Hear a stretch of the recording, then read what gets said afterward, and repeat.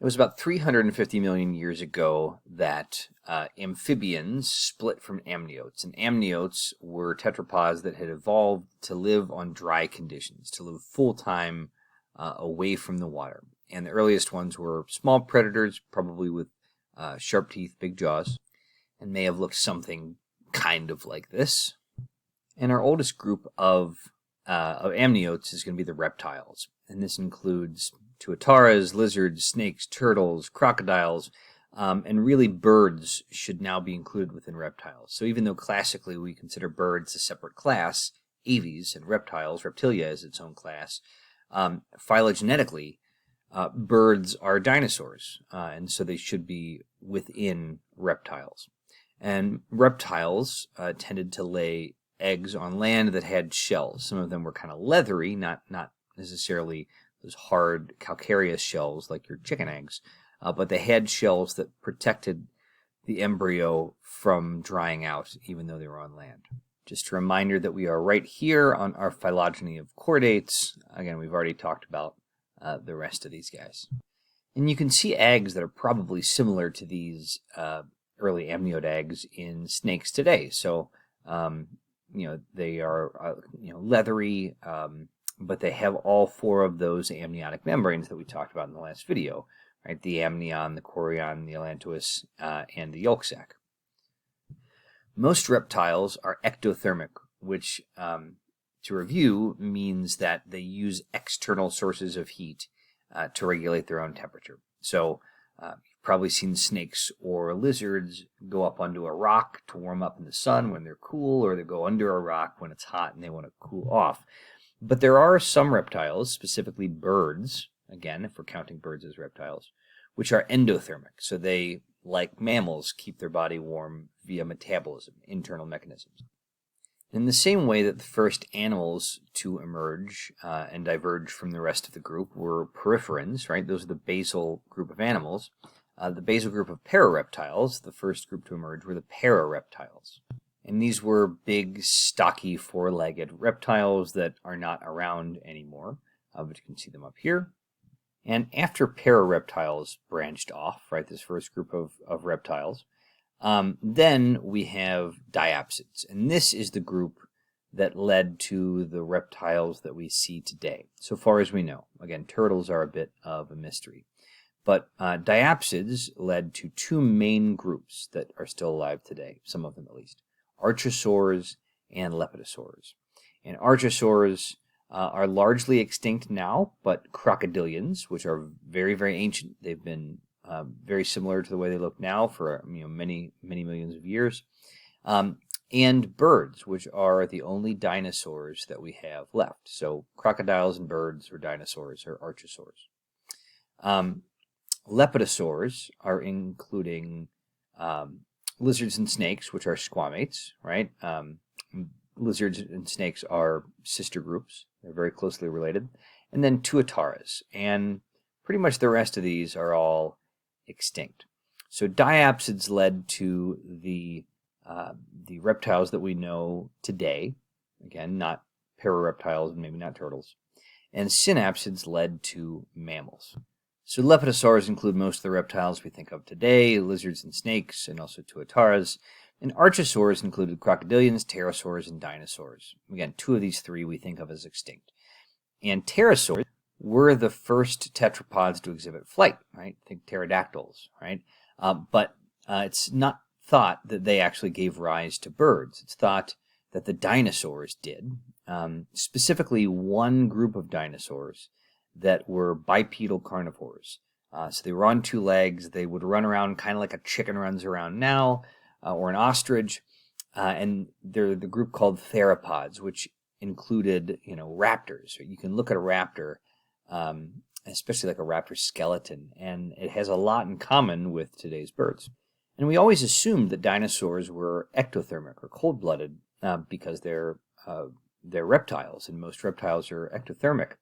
But once it was discovered that birds evolved from dinosaurs, some scientists started to think that maybe dinosaurs were endothermic, because today's birds are endothermic, and it's still an open question, but fossil discoveries have led to the idea that a lot of dinosaurs were fast-moving and agile, like birds that we see.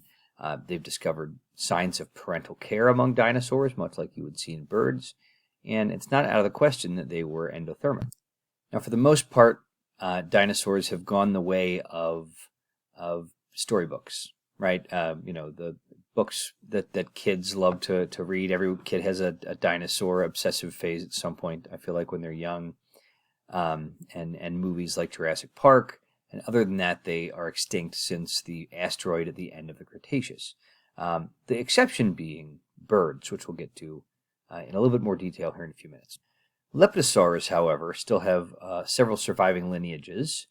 Specifically, there are two lizard-like lineages. One is the Tuataras. And here's a look at a Tuatara up here. They look a lot like lizards, but there are some big differences. They're nocturnal generally, although not completely, not all of them. They don't have external ears. They tend to like cooler weather than lizards. And genetically, they seem to be on a completely different branch. Lizards are much more closely related to snakes, and that might seem weird since they look more like Tuataras. But snakes probably evolved from lizards. In fact, there are lots of examples of snakes that still have sort of a pelvic girdle, even though they've lost their legs. And there are lots of fossils of snakes with little bitty legs and arms with four limbs. So it's pretty clear that ancestral snakes were tetrapods, right? So we still consider them tetrapods. And so lizards and snakes we call squamates together. And then, again, we have archosaurs like the alligator, and then turtles. Man, who in the heck knows where we put them, but they are reptiles. Snakes are carnivorous, and many of them are venomous, although not all of them. Venomous being different from poisonous. Poisonous means if something eats you, you're toxic to it. Venomous means you produce a toxin that you can bite into something else. So, spiders and snakes are venomous. Right? Some mushrooms are poisonous. That'd be the difference. So here's a pit viper. But even snakes that don't have venom have fangs, and they're able to hunt and sneak up on and grab prey.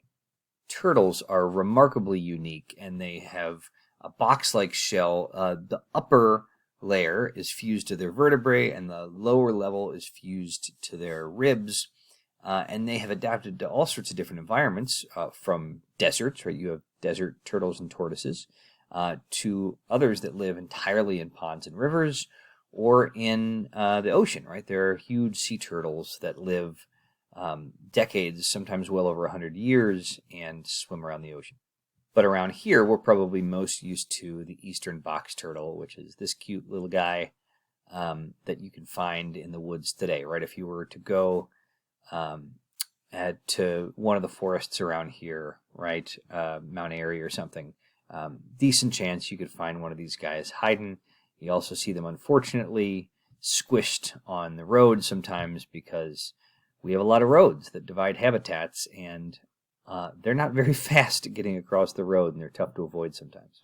That shell is very effective, not just because it's hard, but also because of the shape, at making it hard for jaws to get around. So it's difficult for predators to eat them. It's not difficult, though, for a car to crush them. So, keep your eye out. Crocodilians belong to an archosaur lineage that dates all the way back to the late Triassic. These are very, very old. And they include alligators and crocodiles, also caimans that you'll find in South America that look like alligators but have very, very long snouts. But we are probably most used to this guy, the American alligator, which is pretty large. Not as large as crocodiles, but pretty large. And these are the guys that you'll find, in the swamps of Louisiana and Florida, occasionally on a golf course. And these are sort of the punchline of a lot of Florida man stories, these American alligators here. Aside from crocodilians, the only remaining archosaurs are birds. And birds, again, are dinosaurs. Specifically theropods, but their anatomy has changed significantly since their reptile ancestors, mostly because of the adaptation to flight. Right, flight is the key characteristic that makes birds birds, and not all birds fly, but birds evolved from flying organisms. So the key characteristic really of birds is feathers. Even before birds had evolved flight, they had evolved feathers, probably for temperature regulation, maybe also for some sort of sexual selection. But the wings have keratin feathers. Keratin is also what makes up our skin. It's also what makes up the scales of reptiles. So essentially, feathers are like wildly modified scales from reptiles. They also have a lot of other adaptations that make it easier for them to fly, so make them lighter. They don't have a urinary bladder, right? Bladders are heavy because water is heavy, and so they just don't hold on to it. They just let it go. And actually their urine and their feces come together into one thing that we call bird poop, but it's really poop and pee at the same time. And they go all the time, right? That's why there's so much bird poop everywhere, under trees, etc., by statues, because they don't have a bladder to hold on to that stuff. It's heavy. They also only have one ovary in females, right? Smaller gonads. They don't have teeth. Again, all these things are organs that could weigh them down that aren't necessary. Perhaps even more remarkably, they have largely hollow bones.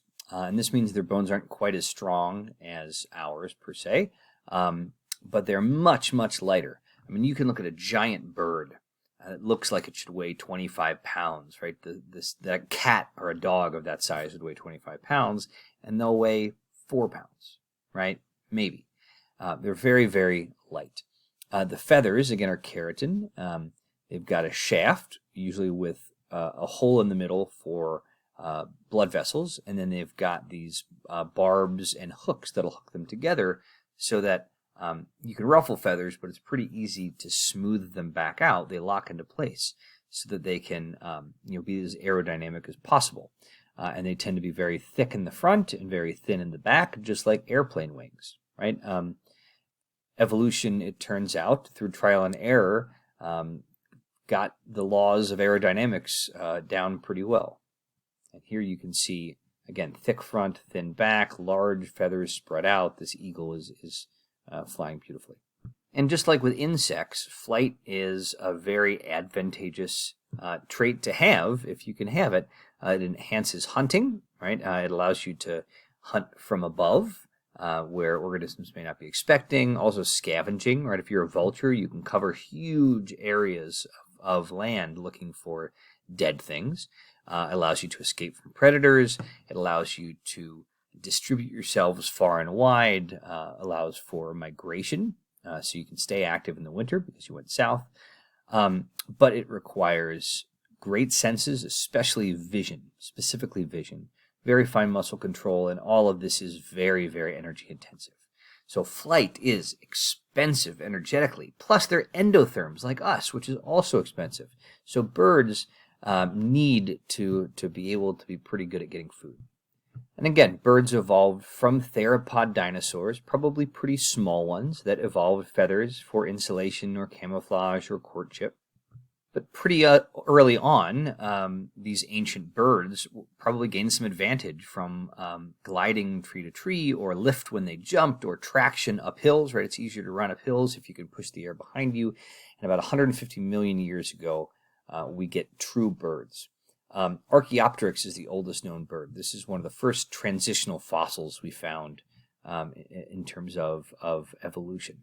This fossil was an incredible find. It had teeth and scales and claws and a really long tail, but it also had feathers and wings and looked much like a bird does today. Probably couldn't fly very well, but it could fly.